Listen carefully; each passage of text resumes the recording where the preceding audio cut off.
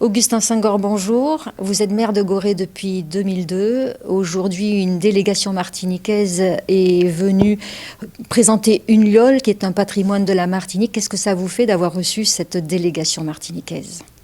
Écoutez, c'est des moments d'émotion, des moments aussi justement de satisfaction de voir que c'est la rencontre des patrimoines.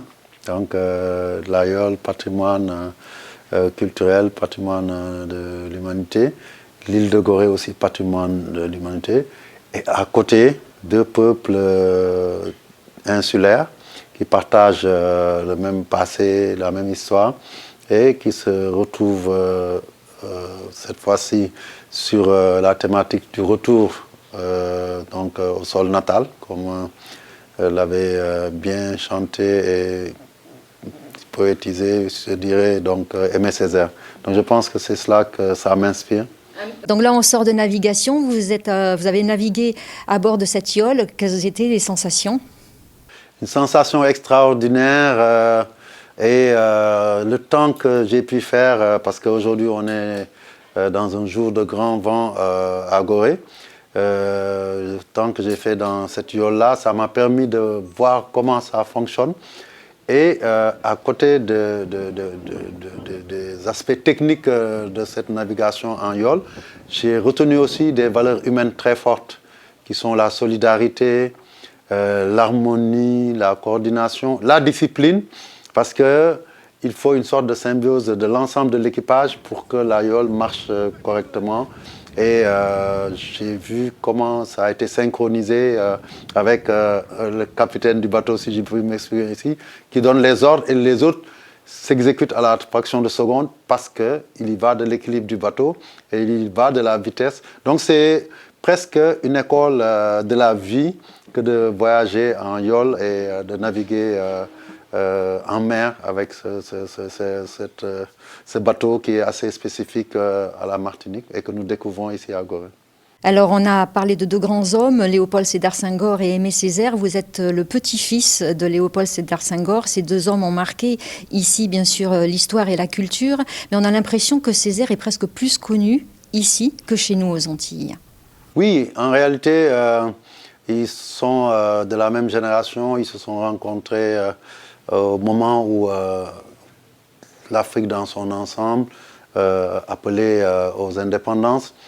Ils ont cheminé ensemble sur des valeurs qui sont des valeurs d'affirmation de l'homme noir, d'où l'idée qu'ils ont développée de la négritude, qui n'est pas un concept simplement d'émancipation, cela va au-delà, c'est un concept d'affirmation.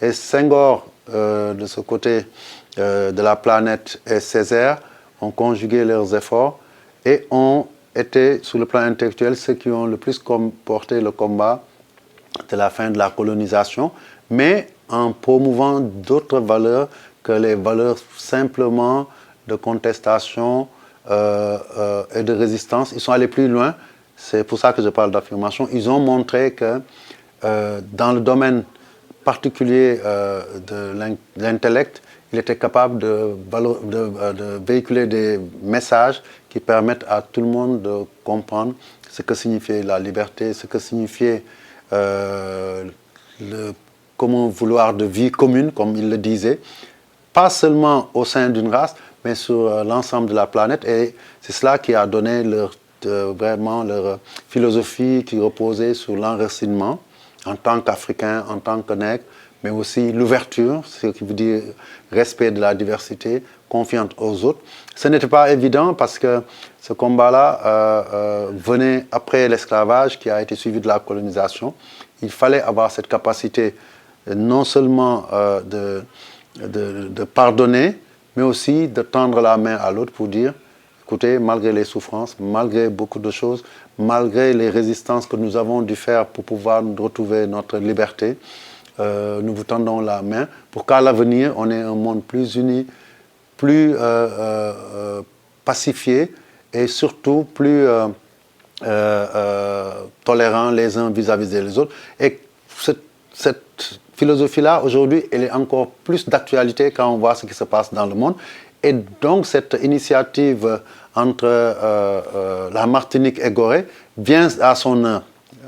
Vous avez parlé tout à l'heure de la fraternité, des liens qui lient la communauté de Martinique et la communauté goréenne et plus largement africaine. Aujourd'hui, c'est ça qui manque dans notre planète. C'est ça qui fait que ce monde n'est pas vraiment un monde de paix comme nous l'aurions souhaité. Donc vous œuvrez depuis des années pour la valorisation du patrimoine mémoriel. Il y a encore beaucoup de choses à faire et c'est important de mettre ça en valeur, y compris la diaspora aussi, les Africains qui sont partis ailleurs, aux Antilles ou ailleurs. Oui, effectivement, parce que en fait, nous avons toujours à Gorée développé cette idée forte de mémoire proactive, se souvenir pour agir, agir pour briser certaines barrières qui sont en réalité non pas des barrières naturelles, mais des barrières artificielles qui ont été mises en place par des hommes à travers un commerce triangulaire qui a été une tragédie, l'une des plus grands crimes de l'humanité. Mais aussi, je pense que là où c'est important, cette reconnexion entre l'afrodescendance issue de la traite négrière qui a connu l'esclavage avec les racines africaines, c'est très important. Et aujourd'hui, comme on l'a dit, nous sommes allés à des endroits comme la Porte du Retour pour marquer ce retour symbolique à travers cette démarche de la communauté martiniquaise et surtout l'initiative de l'association Martinique Yole Ronde Transmanche. Et le symbole fort aussi, c'est ce don à travers justement la Yole Ronde qui aujourd'hui va occuper une place importante au niveau de Gorée ici. C'est la place de la liberté et de la dignité humaine. Ça fait sens.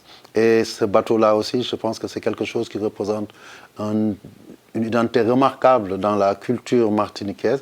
Et quelque part, nous avons le sentiment que la Martinique nous donne une partie d'elle-même pour qu'elle siège à Gorée et que tous les visiteurs qui viennent par milliers à Gorée se rendent compte qu'en réalité, malgré la distance représentée par les océans qui nous séparent, malgré le temps qui s'est passé entre le départ de nos ancêtres et aujourd'hui le retour des descendants, les liens n'ont jamais été rompus.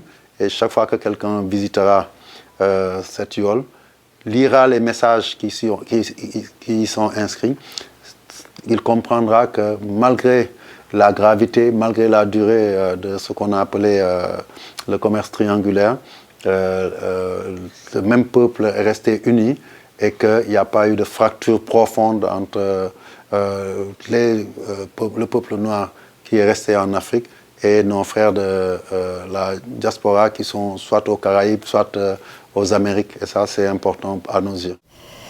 Merci Augustin Senghor, maire de Gorée. Merci de nous avoir accordé cet entretien et de nous avoir accueillis ici, chez vous.